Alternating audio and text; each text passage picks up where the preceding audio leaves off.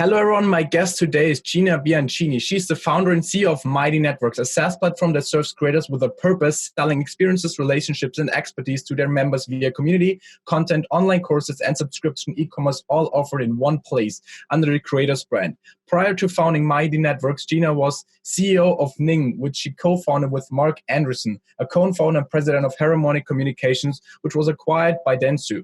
She's also became an angel investor in Level League along with Facebook COO Sheryl Sandberg. So Gina, it's a pleasure to have you on the show today. Thank you for having me. Yeah, it's amazing. So you have an amazing career already and an amazing backstory. So I would love to, learn more about you and basically how you got to where you are today. Sure. How far do you want me to go back? Well, give us everything that's important. No, I would just say, it's interesting. I just went to my college reunion this weekend, and it's been a long time, but it was so wonderful to reconnect with people who I went to university with. And I would actually say, I grew up in Cupertino, California. So I grew up basically where Apple is headquartered, right? Yeah. And I was incredibly fortunate to grow up in this rich and fertile place, both in terms of the land, but also in terms of the ideas and the interests and the passions of everyone around us. And from my perspective, this passion that people had for whether it was, my mom raised guinea pigs and my dad was passionate about restoring cars. And this was a time and a place in the 70s and 80s when Apple got started through the passion of a small group of people that came together all around building their own personal computers. And it was called the Homebrew Computer Club. And that was how innovation happened. That was how change happened. And I was always passionate about how do people come together? How does change happen? How does social change happen? How does economic change happen? How does technology change happen? And wow, I just lived in the right place at the right time and was really fortunate. I went to Stanford, both undergrad, and then I actually went back for business school. And I was always passionate about how do people change systems. Mm-hmm. And then in the basically mid-2000s, everything came together with social networking. It just made sense to me that I could see how technology could drive people to organize in new and interesting ways. And that's really where I fell in love with the world of passionate online communities, and especially and specifically online communities that were unique. They had a specific interest, passion, lifestyle, goal, typically led by creators that they were organizing around, that they were congregating and being curated around. And that showed up as Ning. And then, I left Ning and I started Mighty Networks really to continue that vision, but for a mobile first, ad-free, and creator-led world. Yeah. Got it. I love that. That sounds super interesting. What were some of the, so let's go back a little bit. What were some of the resources that have helped, along the way and basically when you first started out with your first own company? Yeah. So I've always had, actually until Mighty Networks, I always had a business partner. I always had a person that we were building together. Mm-hmm. And I was incredibly fortunate in terms of the sponsors I had, the business partners I had, whether it was Mark Kwame at Sequoia Capital, whether it was Mark Andreessen, who we co-founded Ning together. And I have been very fortunate that there have been a handful of people that at various points in time in my life, in my career, who came to me and said, "Hey, Gina, let's start a company." And then with Mighty Networks, I was ready, I felt, to do the same thing for other people. Hey, let's go start a company. And what I think is so interesting in terms of when I reflect on the people that I've had the opportunity to partner with is they have always been very different than me. They've always had different backgrounds. It's always been about the collaboration and the being complementary to each other. So, in the case of Mark, he was a technologist. He was somebody who was really passionate and curious about so many different topics. And I was really fortunate to just, listen, stay curious, stay open. And I have found in my career that when I have approached people with and partnerships in a collaborative effort with an open heart, with a curious mind, and being fully present, really that's where the magic happens, and specifically, you can build new things when you just keep asking the question, why? Yeah. Why is that? And so why is that? And so why is that? And really getting back to, I think, what, so many people, think about and talk about as first principles. But, I've been incredibly lucky. And the thing I would say that is a misconception, especially if you are younger and just starting off in your career, and especially for some reason, I don't know why this has taken over as kind of the main narrative, is people talk often about, and I'm sure you've heard it, Thomas, people talk about needing a mentor. Mhm. Like, oh, I need mentors. Turns out you actually don't need mentors. What you need are sponsors. And what is a sponsor versus a mentor? Well, a sponsor is somebody who is willing to use their political capital to give you responsibility and opportunity. Yeah. Where mentor is there to help, be a sounding board for you, but is not putting their political capital or giving you specific opportunities. And I have been fortunate that mentors wasn't really a thing when I was coming up.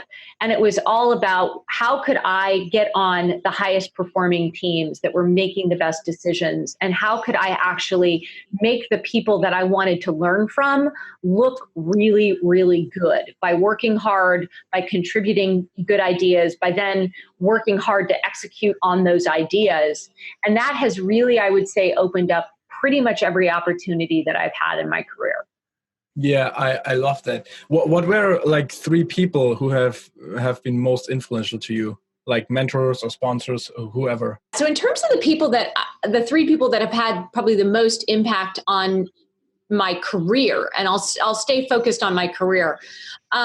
Number one would be my family, my parents, both in terms of setting very high expectations for having an impact and also specifically being of service to others, I think was very important to both of my parents. And then when my father was killed in a car accident when I was 11, it became even more important to me to serve, to have an impact, and to really strive to do something special that helped the most amount of people. Mm-hmm. And then I would say in my career, a guy who was a partner at Sequoia Capital named Mark Kwame. I met him when I was an analyst at Goldman Sachs in their high technology group, and I worked on the initial public offering for his company, CKS Group, right at the beginning of the internet boom. And he turned out to be a fantastic sponsor for me. So he recruited me to this company, CKS Group, to run acquisitions, equity investments, investor relations. And that was my ability to go inside a company and see what it was like. Then he funded my initial company, Harmonic Communications, introduced me to amazing people. And I really I learned a ton from him, but he gave me opportunities. He actually invested in me and the things that we built together.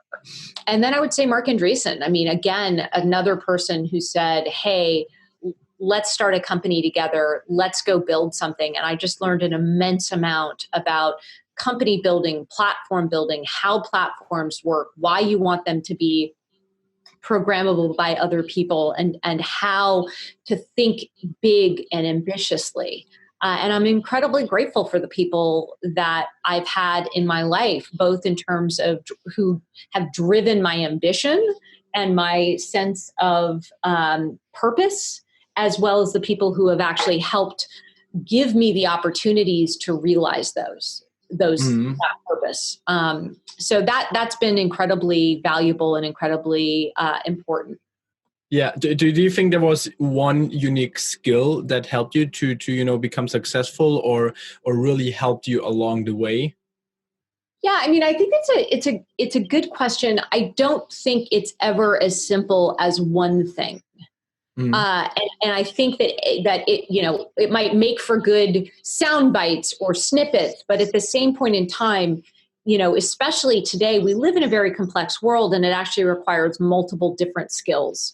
So I would say, for example, the fact that I always played team sports and led teams made being an entrepreneur very natural and very normal, in terms of you bring a team together and that team builds something, that team accomplishes something, that team is striving for mastering something together. I think, the fact that I did, speech and debate in high school, or, community theater when I was a kid, makes it so I'm pretty comfortable talking to people, and I'm pretty comfortable stepping up on a stage and making an impassioned case for experiential commerce, or this world of millions of unique, vibrant communities that are led by creators who have the ability to invest heavily in what they're doing and what they're building around their interests, their passions, their goals, the people that they're bringing together. I think that the ability to always be respectful of people, especially that are different than me, has allowed me to stay very open to learning, and specifically learning about things I didn't necessarily study in school, whether that's, again, how a permission system works, or how, horizontal architecture is put into place in tech systems or technology systems. All of these various things have really come from a place of wanting to stay present and listen to people as they're sharing the things that they're passionate about. And I think that that's really, the essence of life, is learning, is trying to build something, whether that's build on something that already exists, or maintaining something that already exists, or, an entrepreneurial path like the one I've taken, where it's about new ways of doing things, and specifically better ways of doing things. Like, how do you bring a community together to master something interesting? Yeah. No, that's incredible. I really love that. Do you have any routines that you follow on a day-to-day basis, like strictly do every day, or try I to? think, actually, yeah, I think, the number one thing that I have found, and I think this is true for anyone, is knowing when you are the most creative and going with it. So, for example, I'm not a night owl. I'm a total early bird. So I popped awake this morning at 5 a.m., not because I set my alarm, but because I was really excited to get up for the day. And the first thing I do in the morning is I sit down with a piece of computer paper, or a little stack of computer paper, meaning like printer paper. So an 8.5 by 11. And I write whatever is on my mind. I just basically write down, whether it's things I'm trying to navigate. It's not a to-do list. It's just sort of a idea session. And I do it for as little as 15 minutes in the morning to as much as an hour or more. Wow. So that is a practice that I have had, which allows me to capture first thing in the morning, essentially the ideas that fuel me for the rest of the day. And then I pay attention to, my energy levels. So I do things that drive up my energy levels, like working out and jacking myself up on caffeine. And then when I when I'm not feeling creative, when I'm not feeling like I've got the answers, I don't try to push myself to do mediocre work. I basically say, you know what, this is a moment to take a step back, and this is a moment to like go do something else and come back to the problem I when love that. when I'm done and when I'm Yeah. when I'm ready. That's great. That I really love that. Is there a specific person, like a CEO, founder, or someone that you're following or studying right now? It's a good question. I mean, I try to read every day. I try to read primarily nonfiction, and sometimes it's history, and sometimes it's books on, business and negotiation and power, and all of these different topics that I think are just almost a meditation on what I am going to go and do that day or that week. And so I found that just have to jump in there. So if you, I don't know, like if you say you have an important thing on Thursday about topic A, then you try to read something about it in the week before, or and I would just say, I mean, I think that I am the most grounded and the most confident when I am learning and when I can go deep on a topic. And what's amazing and beautiful about today is whether you're more comfortable listening to books on tape or whether Audible or whatever, or reading books, there's so much goodness out there. There's so many good, interesting books. And that to me is really inspiring. And it's where I get a lot of my ideas. And make different connections, both by talking to a lot of different people, as well as by reading a lot of people. And one of the things that I have decided, even in the last couple of weeks, I would say, is that I want to read as many books as I can and then go and talk to the authors. I think I think there's something, it's so easy sometimes, or even if like somebody's written something on LinkedIn or whatever that is, there's now this just really interesting moment in time where, if you happen to meet somebody who wrote a book and you've read the book, you have sort of the foundation for a really fascinating conversation. And I think that that's increasingly something that I just really value and cherish. I love that. What's your favorite business book? I actually think my favorite business book it's called Power, and it's got a blue cover, and it's by a professor I had at Stanford named Jeffrey Pfeffer. And it is clear and it is very succinct. And I think it's probably one of the best research-based books on how organizations come together, how people take on leadership, what goes into being a leader in practice. And I think it is the most comprehensive and grounded. And if anybody's looking for a foundational book on power and dynamics, and power always has such a negative connotation, but the reality is that in any group of people, that's actually what we want. We want somebody to be in charge. And so that is, I think, a really great book that I would recommend highly. There's actually two of them. One has a yellow and orange cover. I think it's called Power and Politics. And the other one is a blue cover. And if you go on Amazon and look for Jeff Pfeffer, I just looked it up. Love it. Please share with your with your listeners, because I think it's a fantastic foundational book. Yeah. Got it. Okay. So just to wrap this up here, my last thing and the last topic I want to talk about is how much do you think does your personal brand as Gina influence the standing of your company? And also, if you would start something new, how much would that influence that? It's a really good question. I am not sure. I am really not sure. I think that it doesn't hurt. And at the same time, I I think it's super important that your personal brand and all the things that you could be doing for your quote unquote personal brand never, you never think that it's more important than your company. Mm-hmm.